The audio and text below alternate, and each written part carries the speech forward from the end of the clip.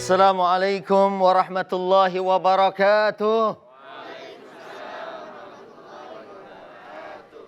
Bismillah, alhamdulillah, wassalatu wassalamu ala sayyidina rasulillah, amma ba'd.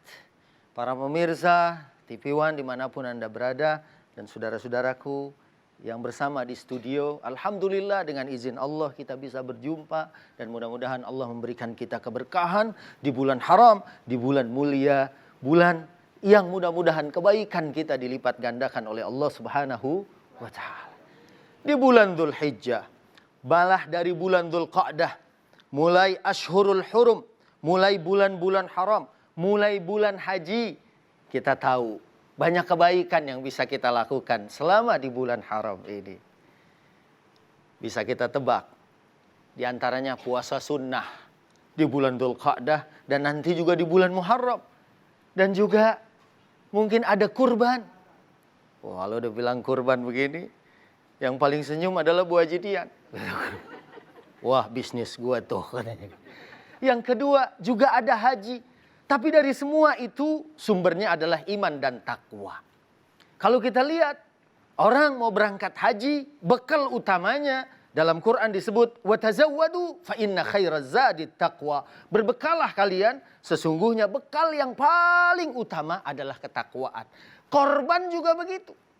Malahan disebutkan dalam Quran, a'udzubillahi minasyaitonirrajim, la yanalallaha luhumuha wala dima'uha walakin yanaluhut taqwa minkum. Bukan darah, bukan daging yang sampai ke sisi Allah, tapi ketakwaan jugalah. Sebelum darah itu nyampe ke bumi, ke tanah, ketakwaan dari orang yang berkurban, itulah yang diterima. Mudah-mudahan kita melakukan semuanya, puasa sunnahnya, kemudian juga kita melaksanakan kurban bagi yang tidak berhaji, dan yang berhaji semua bekalnya adalah iman dan takwa. Dan itu di dalam Al-Quran juga disebutkan saat Qabil dan Habil, ya, saat Qabil tidak terima bahwa kurbannya tidak diterima Allah dan mau membunuh Habil. Kemudian Habil mengatakan, diabadikan di dalam Al-Quran, innama yataqabbalullahu minal muttaqin. Lumayan, memang kalau dingin begitu. Sungguhnya Allah hanya menerima amal dari orang-orang yang bertakwa. Mudah-mudahan Allah menggolongkan kita ke dalam golongan orang yang beriman dan bertakwa kepada Allah. Sehingga puasa kita, kurban kita, haji kita diterima oleh Allah Subhanahu wa ta'ala. Amin. Ya Rabbal. Tepuk tangan untuk Ustadz Subki Al-Buguri. Silakan Pak Ustadz. Pak Ustadz, kalau bulan-bulan haji seperti ini kan selalu ingatnya adalah kalau nggak kurban, begitu ya. Atau kalau nggak ingat saudara-saudara kita yang sedang ada di Tanah Suci begitu ya. Pak Ustadz terakhir ke Tanah Suci kapan nih Pak Ustadz? Tahun kemarin. Tiap tahun ya? Alhamdulillah. Kalau naik haji pertama kalinya? 2005. 2005. Dan itu pasti berkesan sekali ya. Ya, haji pertama dan yang paling berkesan itu saya berhaji nggak pakai duit sendiri. Itu kan berkesan ya kan. Terus saya baru haji pertama kemudian bawa orang. Ya kan, bawa rombongan. Ya, dan ternyata alhamdulillah waktu itu Allah berikan kita kelancaran. Alhamdulillah. Apa ya, manasik haji itu dengan segala macam problematikanya, kalau Allah sudah bantu dan tolong kita, itu adalah sesuatu yang luar biasa. Karena umroh dengan haji itu beda. Rasanya beda juga ya? Rasanya beda, dan bebannya juga beda, ujiannya juga beda. Dompet hilang ujian juga nggak Pak Ustadz? Dompet hilang katanya. Bisa ujian, bisa nikmat juga gitu. Kok tahu sih ya dompet hilang? Lagi peristiwa apa itu? Jadi saya sama Haji Opik itu haji pertama ya. Ya namanya kita umur nggak terlalu jauh ya. Ya paling beda-beda 10 tahun kali sama dia. Jadi mudah-mudahin dikit. Jadi ya di bis lah kita bercanda habis ngambil mikot. Saya udah ingetin kita jangan bercanda nih. Takutnya ada sesuatu. Ya, dan benar, ya, pas saya muter, tawaf, saya cari tas saya udah nggak ada. Dan waktu itu saya doa, saya tahu dong multazam kan mustajab. Saya doa, cuman waktu itu saya salah doa. Karena saya mintanya, ya Allah, surat-suratnya aja. ATM, kartu, masalah duit biarin hilang, nggak apa-apa. Karena saya pikir, di langit kan nggak ada stempel kelurahan. Gitu. Tapi kalau rizki, Allah bisa nurunin dari mana aja. Ya karena doanya gitu. Pas 5 hari di Mekah, saya mau ke Madinah. Kemudian saya nanya sama mutawif yang pengalaman, kalau dompet hilang carinya di mana? Ustadz hilang? Enggak. Karena kalau saya bilang saya hilang, saya takut mutawif cerita sama jamaah ngumpulin duit surang 50 juta. Kan saya jadi nggak enak kalau begitu ya. Nggak enak apa enak itu? Oh iya benar. Saya tanya, oh itu ada tempat barang-barang mabkudah. Dia bilang, qarib min Jabal Abi Kubais, katanya. Dekat di Jabal Abi Kubais, dekat Istana Raja. Di situ ada memang satu mahal, satu tempat kecil. Dan saya ke situ, saya nanya, diunjukin tasnya. Ah, ada bener. Dia bilang, coba periksa di dalamnya. Saya periksa, set. Saya lihat alhamdulillah lengkap semua kecuali duit. Dan sesuai dengan doa. Dengan doa. Ini ada gambar ini Pak Ustadz ya. Toilet pesawat ini terkait dengan flashnya ini. Nah, ada cerita apa? Ya, ini mungkin saya bisa bercerita tentang gimana sebenarnya kasih sayang ibu tuh nggak akan tergantikan oleh apapun. Saya waktu tahun lalu berangkat haji sama bapak sama ibu saya. Itu juga dengan doa yang sangat ajaib, luar biasa. Visa saya itu tadinya adalah visa amil mausimi. Artinya visa tenaga kerja musiman. Dengan itu berarti saya tidak boleh satu pesawat dengan ayah ibu saya. Tapi ibu saya angkat tangan terus. Beliau nangis supaya bisa satu pesawat. Pikiran saya, itu sih mustahil. Mau didoain sampai nangis darah pun gak akan bisa. Orang visanya beda. Tapi dengan izin Allah, inilah kekuatan doa. Dan jangan pernah sekalipun kita menyepelekan doa. Ad-du'a huwal ibadah. Ad-du'a mukhul ibadah. Doa itu adalah intisarinya ibadah. Malah orang dianggap sombong kalau gak mau doa. Orang dianggap sombong sama Allah.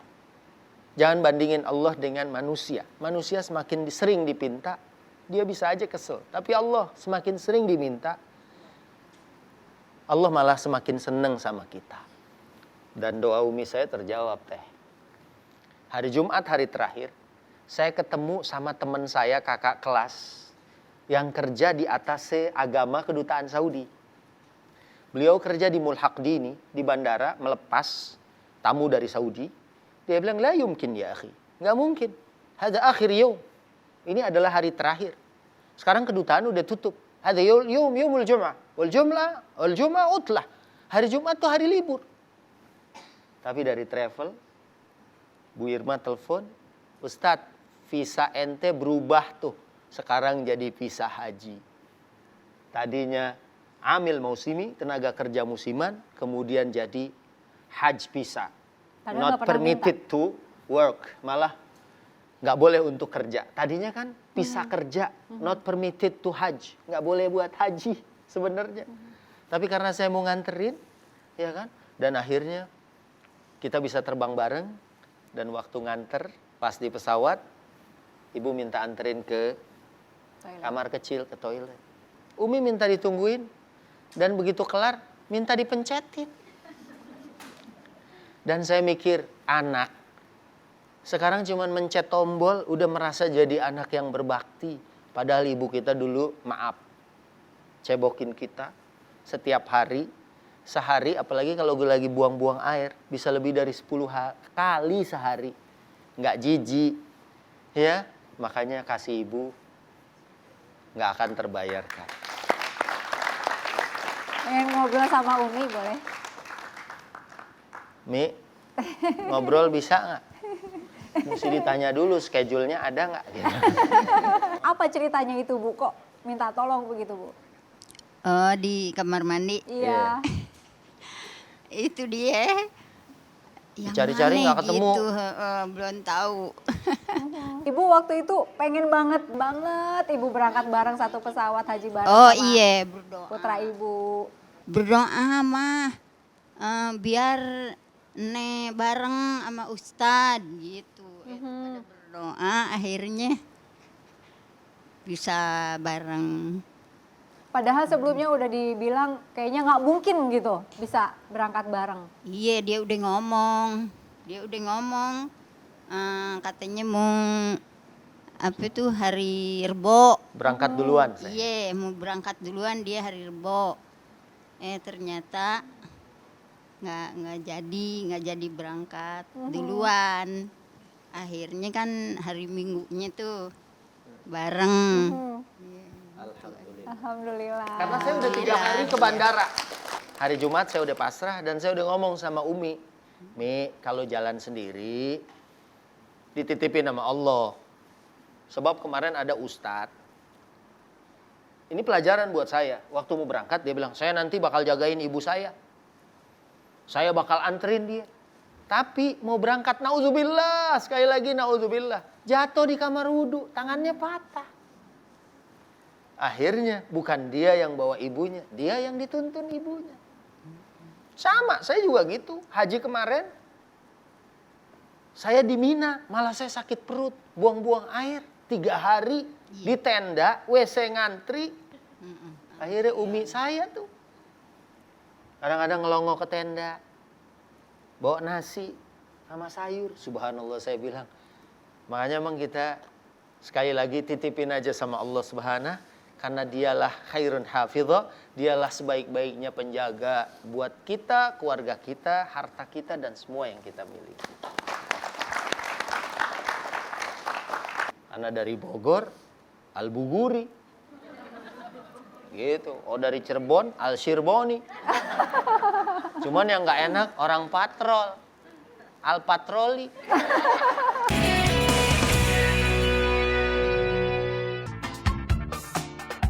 Namanya Muhammad Subki atau lebih kondang dengan sapaan Ustadz Subki Al-Bukhari. Mubalik yang satu ini sering menghiasi layar kaca dan berdakwah bersama artis komedi dalam situasi komedi religi. Nih yang pertama, memang ada hadis Ya, yang menghalalkan dob. Dob tuh Dob itu di padang pasir hewan sejenis biawak. Dalam ceramahnya, Subki Al-Bukhari pun tak jarang menyisipkan lelucon ataupun cerita humor. Ikan. Dia jadinya kayaknya karnivora. Udah gitu, dia juga punya caling dan buas. Caling tuh apa ya? Caling tapi bukan kesenian Sunda. itu mah karling. Lelaki kelahiran 7 September 1972 di Bogor, Jawa Barat ini besar di salah satu daerah kelam ibu kota. Tepatnya di Jatipulo, Jakarta Barat. Meski begitu, buah hati pasangan Sugandi Syueb dan Salka saat ini mengaku mulai dekat dengan dunia dakwah sejak duduk di bangku SMA. Bahkan, sudah dipercaya gurunya mengisi khotbah Jumat di sekolah kala itu. Di usia 21 tahun saat kuliah di Institut Ilmu Agama Al-Aqidah, Subki menikahi Eti Supriyati. Padahal kala itu penghasilan Subki jauh dari lumayan. Kini, Subki yang sempat memperoleh beasiswa dari Lembaga Ilmu Pengetahuan Islam dan Arab ini telah dikaruniai 6 orang anak. Baik, ini banyak cerita nih. Nanti kita akan mundur juga ya ke masa kecil Pak Ustadz. Wah, Ya. masa yang paling serem. Tapi nggak sekarang ya. Kita lihat dulu ada gambar lagi ini. Siapakah dia? Ini Ustadz Subki. Jadi beliau ini namanya sama saya. Sama-sama Ustadz Subki. Beliau tinggal di Jakarta Utara, saya di Jakarta Barat. Karena beberapa kali namanya sama, saya khutbah Jumat, nggak taunya datang berdua. Pengurus, Serius ketua. dua-duanya datang Iya, loh? ketua ngundang saya, wakil ngundang Ustadz Subki yang satu lagi. Nah loh. Akhirnya asal udah lihat-lihatan, pasti ini salah nih.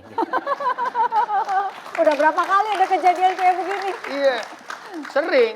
Makanya kemudian saya pakai nama Al-Buguri buat ngebedain, gitu kan. Karena saya lagi main bola, ditelepon. Ustadz, ini penghulu udah datang. Kita lagi nunggu kiper, saya bilang gitu. Kenapa jadi penghulu? Gak tahunya Ustadz Subki, beliau Ustadz Subki LC, alumni Mesir. Iya, mestinya beliau yang ceramah. Cuman dia nyimpen kontaknya kontak saya. Ya kan, saya lagi nunggu kiper, penghulu. Akhirnya udah pakai Al-Buguri. Oke. Gitu. Ya, supaya bisa bedain. Dan pernah juga, Pak Ustadz Subki, kita tunggu nih. Kita lagi rapat di DPR. DPR gitu.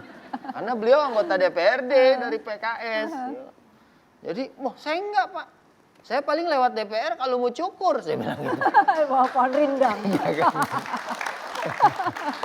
Ini berarti nama Al-Buguri itu ceritanya itu gimana munculnya? Iya tambahan. Pasti ada ceritanya dong. Wah ada sejarahnya dan itu kalau ditulis mungkin ada jadi 5 buku. Dipersingkat aja. Ya dulu kan saya di teater, di film. Kan nama harus ada nama top dong. Terus karena saya pengen ya mainin peran-peran yang antagonis yang gimana. Saya kan orangnya kan kelihatan galak ya kan. Gak ada lucu-lucunya gitu ya kan. Saya pakai dulu nama kerennya Kuncen. Juru kunci gitu kan. Dan ikut saya festival teater tahun 90. Dulu malah pelatih teater saya bilang, saya tebak jadi aktor terbaik tahun 90. Wow. Tapi di tahun 89-nya saya berhenti dari teater. Saya malah ngaji. Pas sudah ngaji, mulai ceramah, di sekolahan juga khutbah. Masa khutbah namanya Kuncen? Ya kan?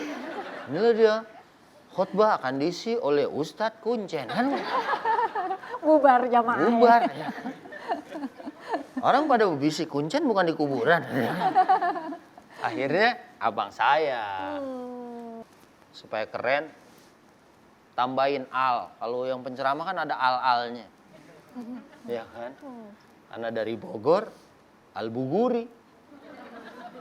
Gitu. Oh dari Cirebon, Al-Sirboni.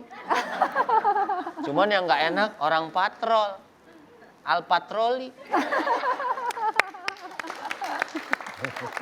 Mau dengar cerita abangnya? Oh, Pak boleh. Ustadz boleh dong. Ceritanya gimana tuh? Penamaan Al-Buguri yang ternyata sampai sekarang tahun 2015 dipakai terus begitu. Ini nambahin aja nih, Al-Buguri kan merujuk pada kota kelahiran Bogor gitu kan.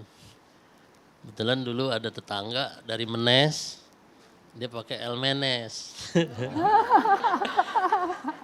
Jadi wah ini Al-Buguri nih gitu kan. Menes di Banten, pakai nama El Menes.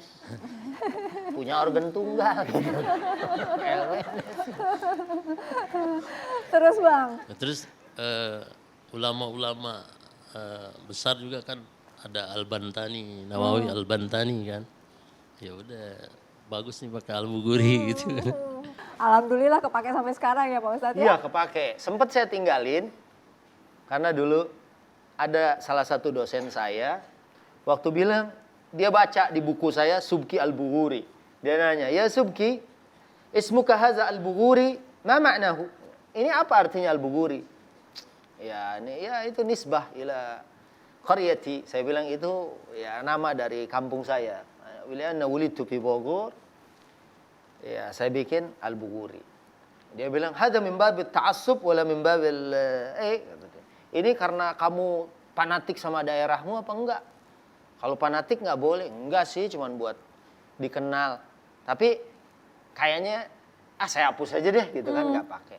Kemudian pas Ustadz Subki LC pulang dari Mesir, kemudian mulai ya sama-sama jadwalnya sering Subki lagi banyak ya kan. bentrokan. Akhirnya saya pakai lagi nama itu. Kayak sampai sekarang. Ya Rasul salam alaika dan seterusnya. Ini kok suara enak banget tuh. Ustadz nengok.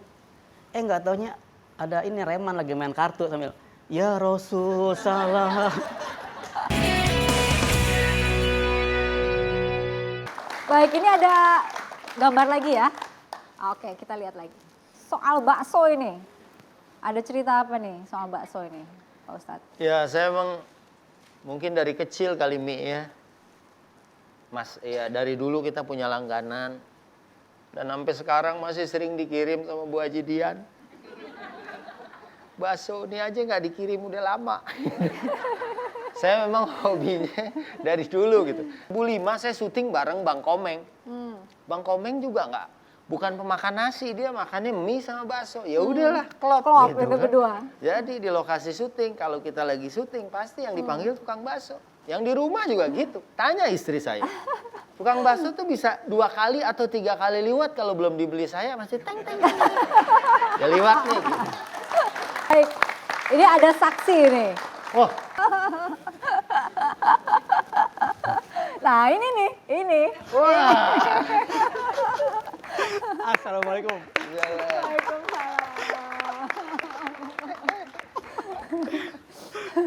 Apa kabar? Oh, alhamdulillah. Ada curiga.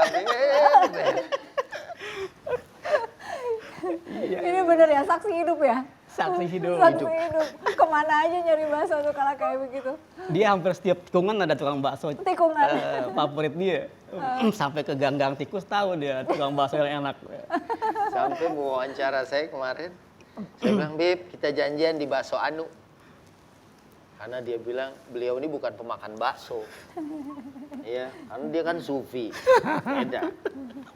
Orang sufi, suka film. Oh, suka film. Kirain suka beneran. Asal jangan suka pipis. Dia makanannya makanan sehat. Lihat aja badannya.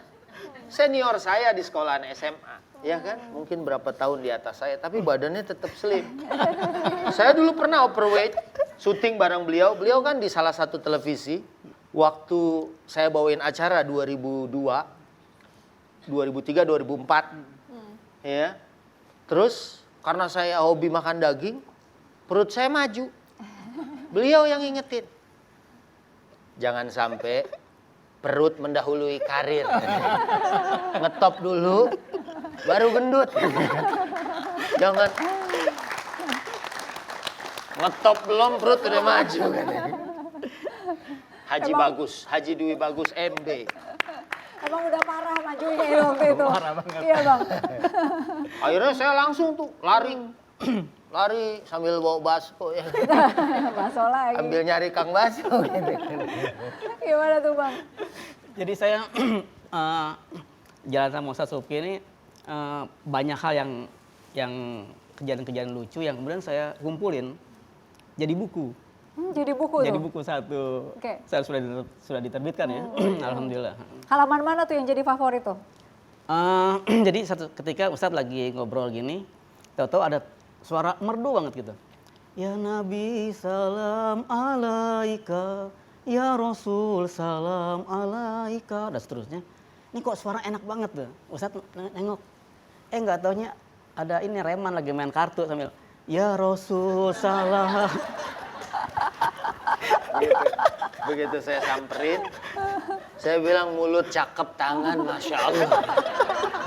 Mulut taat, tangan maksiat. Dia bilang, ya siapa tahu aja menang Pak Ustadz. Dengan serawat Rasul. Namanya bersolawat, berkah. Ya, Pertemuan pertamanya kapan nih bang? Kalau pertemuan pertama sebenarnya udah dari beliau masih pakai celana abu-abu. Tapi setelah sekian puluh tahun kemudian saya ketemu lagi, beliau nih demo tempat saya kerja gara-gara tayangan televisi. Ini saya pikir nih kayak Subki, saya bukan bilang kayak Subki nih kayaknya. Memang sejak dulu waktu di teater soleh banget dia. Paling soleh lah di teater tuh paling soleh Dulu dia. masih Suki atau udah Kuncen? Udah Kuncen tuh nama ngetop dia di panggung karena pernah mentas Ong di Bulungan waktu itu. Nah, terus saya pikir ini kayak Subki nih. Mungkin beliau juga ini kayak bagus nih gitu kali ngerasa-rasa nih begitu selesai pertemuan itu ya saya langsung ngobrol, saya ajaklah syuting di tempat saya kerja. Oh itu pertama masuk TV itu di situ berarti? Iya, alhamdulillah. 2002 ya. Iya, sekitar itu. Tapi bener waktu itu tuh sempat gagal di radio Pak Ustadz? Iya. Yeah. Jadi di tahun saya ditelepon Haji Bagus, ya, beliau sering disapa MB, ya. MB karena memang namanya Dwi Bagus MB. Sekarang MB-nya? MB juga karena seorang sering manggil Mbah jadi. Mbah Bagus gitu. Cucunya udah banyak gitu. Maksudnya murid-murid teaternya udah banyak yang disuruh nikah dan kemudian udah pada punya cucu. Jadi kebaikannya beliau ini udah banyak banget.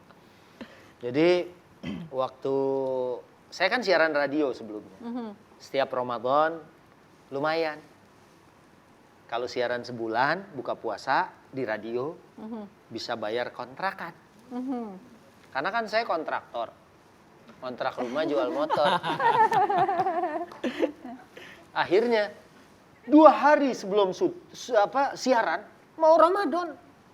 Karena saya terima buka puasa di radio itu dan lokasinya jauh, saya nggak terima dong ceramah tarawih. Udah dari situ aja cukup. Nggak taunya 2 hari dibatali. Pihak radio yang Iya, membatalkan. Pak Ustadz, sponsor ternyata nggak jadi. Akhirnya saya pulang lemes lah, orang namanya kontrak nggak jadi. Terus istri saya yang hibur. Iya, dia bilang, udah tenang aja. Kalau orang karyawan manusia aja habis lebaran dapat THR atau sebelum lebaran dapat THR, kita kan karyawan Allah. Pasti Allah juga nggak lupain kita. Pasti Allah juga akan kasih kita rezeki. Itu agak sedikit tenang. Walaupun memang yang ngomong sih enak. Tapi kan yang mikir saya gitu. Dan akhirnya saya bilang, iya deh, saya terima. Bener, kita kan karyawan Allah. Pasrah aja sama Allah. Udah dipasrahin sama Allah. Inna lillahi wa inna ilaihi raji'un. Gagal di sana. Nggak lama beliau telepon. Assalamualaikum. Salam. Mana? Mau nggak syuting siaran sahur? Alhamdulillah. Sebulan? Enggak, 3 hari. Dalam hati, ya 3 hari. Kalau di radio kan sebulan, tapi subhanallah. Iya. Ternyata 3 hari siaran TV sama sebulan radio, gedean 3 hari di TV. Iya. Akhirnya ketutup tuh kontrak. Ingin tanya ke Mas Bagus nih. Waktu itu langsung puas ini apa yang ngajak kan Mas Bagus, tapi produsernya langsung puas gitu. Sangat puas karena respon dari masyarakat yang luar biasa karena kemudian telepon banyak yang minta beliau tampil kembali gitu. Pertama diajak oleh Mas Bagus ke TV gitu dan sampai dengan sekarang tuh hampir setiap hari ya Mas Bagus ya. Melihat kalau pintu yang dibuka oleh Mas Bagus itu terus langgeng gitu. Enggak juga sih, saya cuma jadi perantara aja, saya pikir enggak sampai apa ya. Tapi saya bangga lah sama Ustaz Subki ya. Kemudian juga yang bisa dicontoh dari beliau adalah semangat belajarnya. Dan dari SMA luar biasa Mas, beliau tuh orang saleh lah. Orang saleh kan mukanya kelihatan. Iya, masa nggak kelihatan?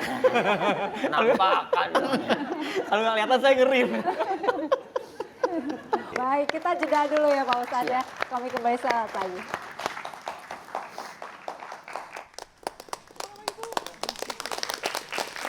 Siapa pemenang Piala Dunia 1990?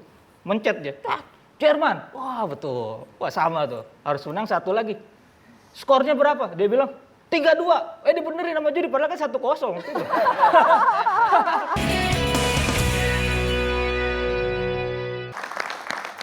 Pak Ustadz kita lihat dulu ada gambar lagi ini. Gambar cerdas cermat ini ada cerita apa nih Pak Ustadz? Dari SD malah. SMP, SMA, alhamdulillah. Ya saya nggak ngecewain bapak saya, ibu saya untuk belajar. Apa aja saya selalu dipilih emang. Termasuk vokal grup, suara saya yang fals saya dipilih sama guru saya. Saya bilang, Bu, kan saya nggak bagus suaranya. Udah ente bagian mangapnya di belakang. Cerdas cermat, ya kan? Apa, ajan. Pak Ustadz sama yang ini inget nggak Pak Ustadz? Ya. Yang ini nih. Oh.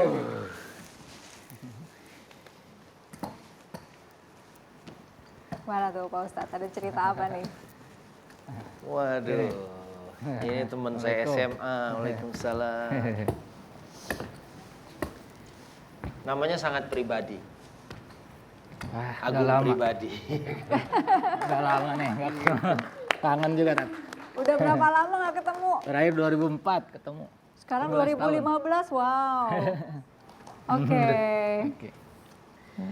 Saya karena sekolah saya jauh, saya tuh kan aktif. Latihan basket, teater, ikut-ikut KIR, walaupun saya nggak ngerti, yang penting supaya dilihat sebagai anak pelajar gitu. Kalau dia kan ahli IPA, soal belum dikasih aja sama guru udah kelar sama dia dikerjain. Ya kan? Ini otak. Duduk. Jadi beliau ini rumahnya dekat sekolahan, kita saling support, ya kan? Kita saling dorong. Bukan berarti kita main dorong-dorongan. Saling support, dan rumah saya kan jauh. Dari Tomang ke Kalideres, ke Cengkareng. Ya kan? Ngasoknya di rumah beliau. Memang Ustadz pintar deh. Saya salut sama dia. Oh, Selain pintar, rumahnya jauh. terus? Apa hubungannya? Tuh kan? Temen saya modelnya begini. Beginian. Ini Pak, kan? kalau cerdas cermat itu gimana itu, Mas? Oh ya dulu Rohis, cerdas cermat. Oh. Kan kepala sekolah belum setuju sama Rohis dulu tuh. Waduh, gimana supaya setuju nih ya? Udah deh, kita kasih piala. Wah, ikut cerdas cermat. Pas lihat lawannya, pesantren. Itu kan anak SMA, cerdas cermat agama Islam. Anak SMA lawan pesantren, madrasah. Waduh, gimana mau menang? Wah, ada babak 1, babak 2. Skornya kalah terus tuh. Skor ketinggalan terus. Waduh, gimana biar dapat piala? Tahu-tahu rebutan, babak rebutan. Babak rebutan, kita mulai nyusul. Pengetahuan umum terus kan. Pertanyaannya, tinggal kita masih ketinggalan skornya 2. Kira-kira masih ada 2 pertanyaan ya. Terus, siapa pemenang Piala Dunia 1990?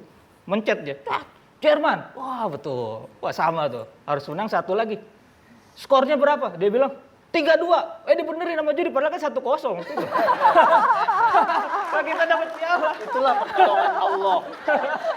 Pertolongan Allah tuh selalu begitu. Rupanya jurinya nggak nonton sama kita.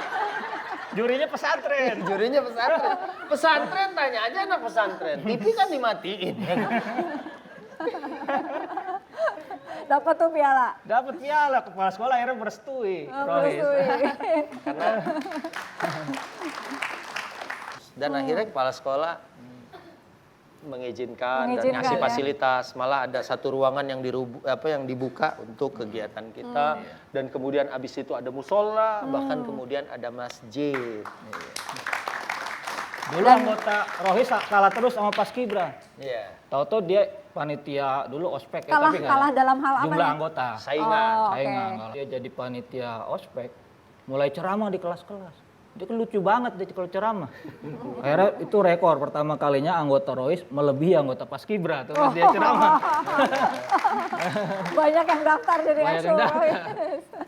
Oke. Banyak yang daftar, ngirim biskuit, nganterin coklat. Banyak fansnya Ustaz tuh Banyak- cewek-cewek. Oke. Ini adik-adik kelas nih. Ini ada adik Banyak fansnya. Termasuk bikin cheerleader yang agak lain dari yang lainnya. Enggak, ya ada cheerleader yang pakai jilbab akhirnya. Awalnya cheerleader, ikut pengajian akhirnya. Wah, nggak ikut cheerleader lagi, dia pakai jilbab gitu. Cheerleaders kan pakai rok segini, Rok mini pakai ya. ininya Ya. you can see my ketek kan, terus bawa bulu-bulu ayam gitu. Iya, iya. 1, 2, saya ajak ngaji, kan segrup ada 6, saya ajak ngaji 2 orang pakai jilbab, bubar tuh. Kurang 2 nih. Jangan-jangan itu penyebab anggota kita meningkat ya? Mas, kalau misalnya ingat lagi ke zaman SMA begitu ya, waktu itu udah ketahuan nggak sih kalau saya panggilnya Ustadz Subki gitu. Ini suatu saat ini akan jadi Ustadz yang terkenal gitu. Dulu yang khotbah selalu guru. Pas zaman dia pertama kali khotbah pelajar. Siswa. Ada 2 orang, atau lagi teman saya Taufik. Nah itu hanya 2 orang yang jadi khotib Jumat saat itu. Jadi pulau-pulau udah ketahuan lah, udah Di kelihatan. situ udah kelihatan tuh. Udah kelihatan. Oke. Udah. Dan jamaahnya suka gitu. Suka, cuman kan sebenarnya kalau khotbah Jumat nggak boleh ngelawak. Kadang-kadang keceplos. Dan pengalaman pertama saya khutbah Jumat, pengalaman saya pertama khutbah Jumat ya di sekolah. Jadi sebenarnya saya tahu memang khutbah Jumat tuh nggak boleh ngelucu. Cuman waktu itu saya khutbah kelamaan, namanya juga pemula. 45 menit belum kelar. Akhirnya tukang minuman di sekolahan kita, Bang Jack, haji ya, dia udah haji ya sekarang. Yang dagang minuman, karena saya udah liwat, dia udah nunjuk-nunjuk jam gini, saya nggak paham karena saya begini kan, dia duduk di depan. Akhirnya dia dehem tuh. Saya lihat, kenapa ini Bang Jack gitu. Barulah saya lihat jam, astagfirullah, saya aja kaget kelamaan gitu. Khutbah apa-apaan apa jam segini gitu. Padahal saya khutbah. Akhirnya buru-buru saya tutup gitu kan. Itu ya penampilan, namanya juga perdana. Iya, masih semangat ya. Perdana kan beda sama isi ulang. Udah lama nih, 11 tahun nggak ketemu ya. Ketemu lagi, ada perubahan nggak sih dalam hal apa gitu mungkin Mas melihatnya? Apa ya? Nggak berubah sih, masih mirip waktu SMA. Badan aja. Ada kemajuan deh. Apa? Perut. Ini belum selesai, masih ada satu segmen lagi. Oh masih ada satu segmen. Tapi kami jeda dulu, saat lagi kami kembali. Istri saya tuh ya luar biasa. Jangankan TV. Orang kalung waktu nikah kan saya ngasih mas kawin 10 gram. Ya sempat kita pakai dulu.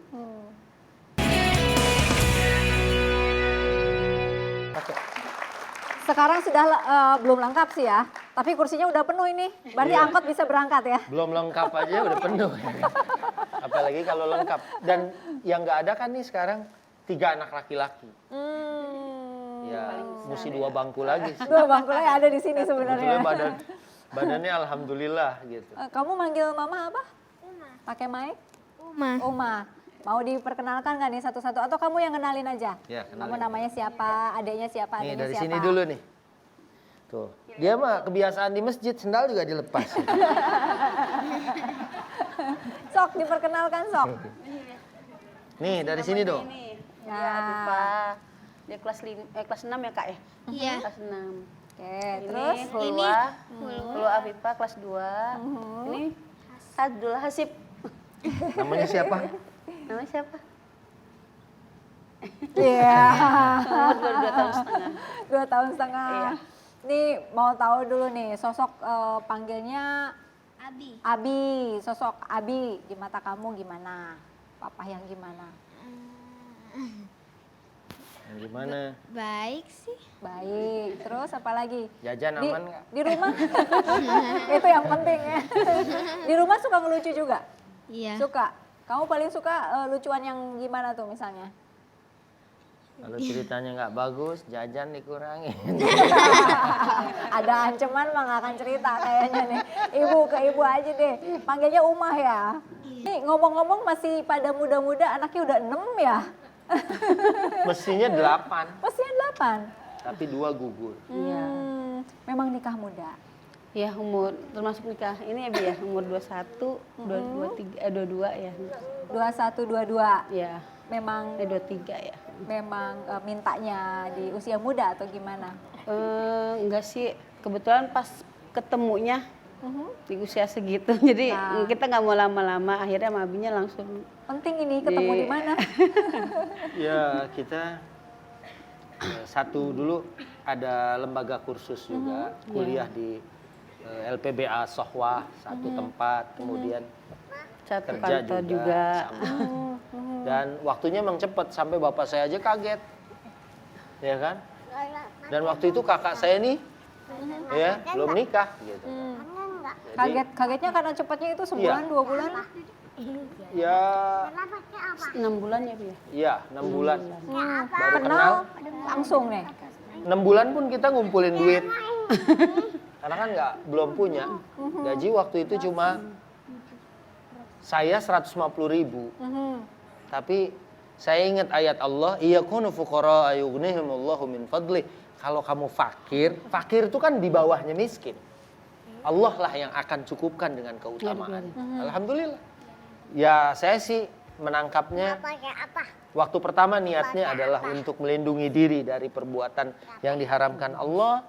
Dan akhirnya ya Allah kasih jalan terus sampai sekarang. Alhamdulillah. Awal-awal dulu pernah katanya ada orang ngasih TV ya, Ibu ya? Iya. Terus Dari gimana itu? Terus gimana ceritanya itu TV-nya? TV-nya dijual lagi ya, Bi. Jadi saya kan ngajar ngaji. Beliau ini nonton televisi acara agama. Dia bilang, kamu nonton nggak? Itu bagus. Saya bilang, saya TV-nya hitam putih. Itu juga warisan dari Umi. Jadi kalau udah dapet channel itu udah nggak bisa digeser-geser ke channel lain. Akhirnya dia bilang, ya udah besok saya kirim TV. Dikirim TV. Ya namanya dulu masih saya sekolah ya, kuliah, penuh perjuangan. Itu TV 2 minggu doang bertahan. Setelah 2 minggu, colornya rontok. Balik lagi hitam putih. Ya saya bilang, istri saya tuh ya luar biasa. Jangankan TV. Orang kalung waktu nikah kan saya ngasih mas kawin 10 gram. Ya sempat kita pakai dulu. Buat ini ya, buat kuliah gitu. Perjalanan ya Ibu ya. Dan kemudian sekarang udah kayaknya waktunya sibuk banget ya. Tapi abinya alhamdulillah selalu nyempatkan keluarga, berkeluarga. Dia kalau pergi keluar kota nih, kalau ada pesawat terakhir pasti dia mau pulang gitu. Kalau mau Sebisa pergi, mungkin sebisa gitu. mungkin pulang ke rumah, pergi sama anak-anak buat makan atau buat kemana. Gitu. Atau sekalian sekeluarga dibawa Iya, semua. setiap Sabtu, akhir pekan, Sabtu Ahad tuh kalau nggak ada jadwal, selalu bawa Umi, abinya, keluarga ke Bogor gitu. Bawa sekalian gitu. Baik Ibu, terima kasih. Ini untuk Ayahanda dan Ibunda juga terima kasih. Untuk sahabat-sahabat semuanya, Mas Iya, iya. Bagus, Mas Agung, terima kasih semuanya. Terima kasih sudah 1 jam dan kami akan bertemu lagi dengan Anda pekan depan dengan tokoh-tokoh yang lain. Terima kasih dan sampai jumpa. Assalamualaikum.